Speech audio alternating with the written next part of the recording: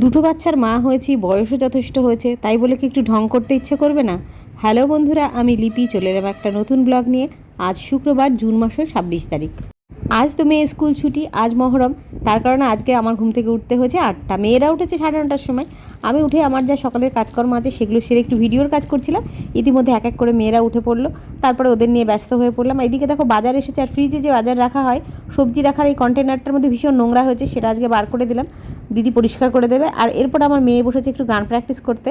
আর মেয়ে গান করার পরে এবার আমি দেখো কি করতে বসেছি। অনেক দিন পরে আজকে একটা কাঁঠাল ভাঙতে বসলাম। কাঁঠালটা পাঠানো হচ্ছে আমাদের ওই বাড়ি থেকে, মানে আমার শ্বশুরমশাই আর একটা বাড়ি আছে, সেই বাড়ি থেকে কাকি শাশুড়িরা পাঠিয়েছে।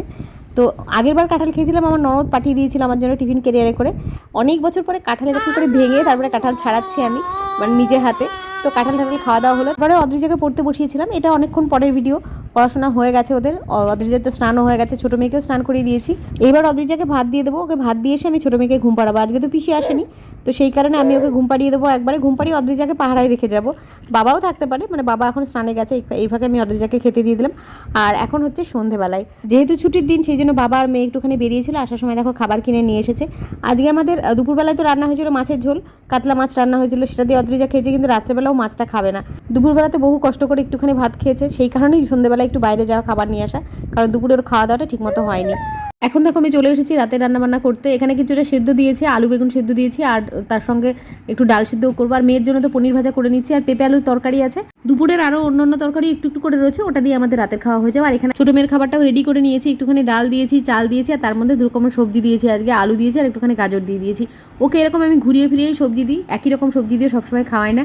আর এখানেও সবজি খাবারটা আগেই রেডি করে রেখেছিলাম, এখন সিটি দিয়ে নামিয়ে দিলাম। এইবার অদ্রিজার জন্য পনিরটা ভাজা করছি। আমার ব্লগগুলো ভীষণই ছোটো হচ্ছে, আমি চেষ্টা করছি ব্লগগুলো যাতে বড় করবো। আসলে কী হচ্ছে বলো তো, যে কাজকর্মগুলো করছি এত তাড়াহুড়োর মধ্যে করি, সেগুলো সবসময় ক্যামেরা অন করতে পারছি না। কারণ তোমরা সবাই জানো যারা ব্লগ করো, যে ক্যামেরা অন করে যখন কাজ করা হয়, যে কাজটা 5 মিনিটের কাজ সেটা করতে কিন্তু 10 মিনিট লেগে যায়। এবার দেখো কাজকর্মতে শেয়ার করা হলো তোমাদের সঙ্গে। এবার তোমাদের সঙ্গে শেয়ার করবো আমি আমার মেয়ে অন্নপ্রাশনে কী কী ড্রেস পেয়েছে সেগুলোই। তো দেখো সেই কারণে ক্যামেরাটা সেট করে নিলাম। দেখো বাচ্চাদের জামা কাপড়, বিশেষ করে মেয়ে বাচ্চাদের জামা কাপড় তো প্রত্যেকটা ভীষণই কিউট হয়, যা দেখবে তাই মনে হবে কিনে নিই। তো এখানে যে জামা কাপড়গুলো পেয়েছে আমি এগুলো খুলে সব দেখেছিলাম। তো প্রতিটা জামা ভীষণ সুন্দর। আর সবচেয়ে বড় কথা না, এখন লোকজন কাউকে যখন গিফট দেয় তখন না সবসময় ভাবনা চিন্তা করে যে এটা বাচ্চা পড়তে পারবে কিনা। একটা সময় মানুষ কিন্তু এতটা ভাবতো না। প্রতিটা জামা এতটা সুন্দর, এতটা সফট, যেগুলো দেখে মনে হচ্ছে একটু কাজ করা, সেই জামাগুলোও কিন্তু ভীষণ সফট, বাচ্চাকে পরানো যাবে।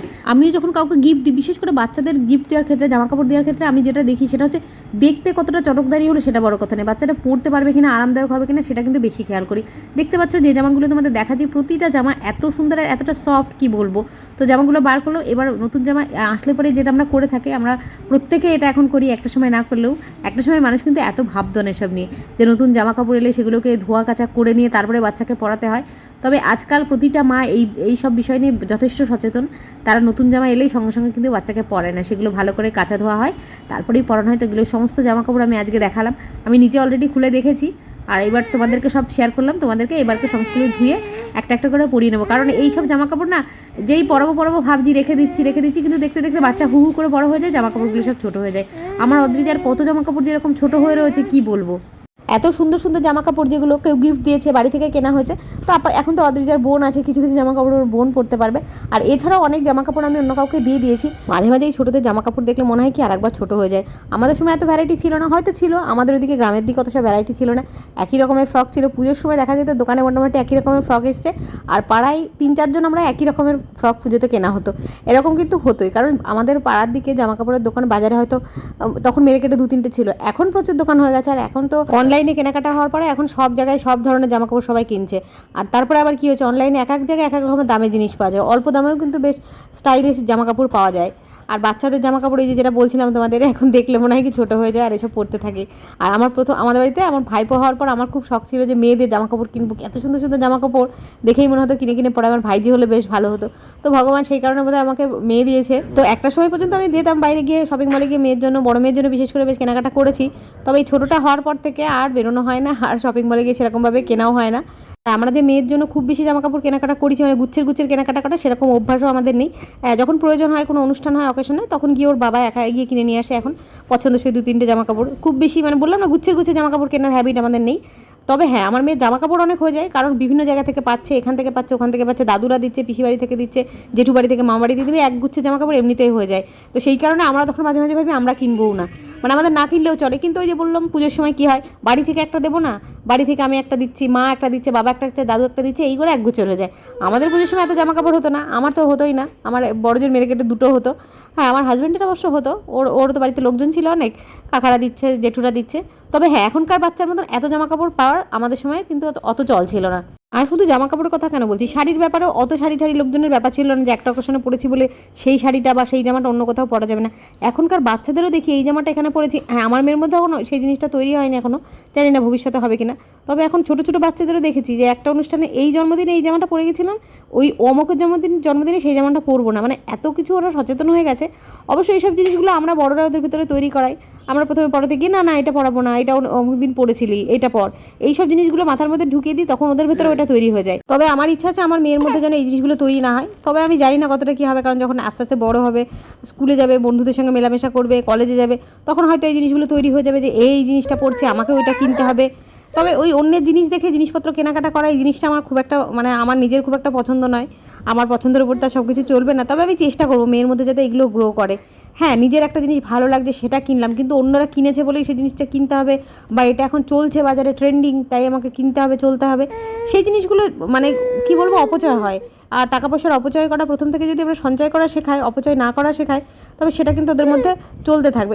এই জামাটা দেখেছো কী দারুণ লাগছে না রঙটা, বাচ্চাদেরকে ব্রাইট কালারে পরালে এত সুন্দর লাগে কি বলবো। এই রঙটা মানে এই জামাটা আমার সত্যি ভীষণ সুন্দর লাগছে, প্রত্যেকটা জামারই কালার ভীষণ সুন্দর। এই দেখো এই পিঙ্ক ফ্রকটা কি সুন্দর লাগছে।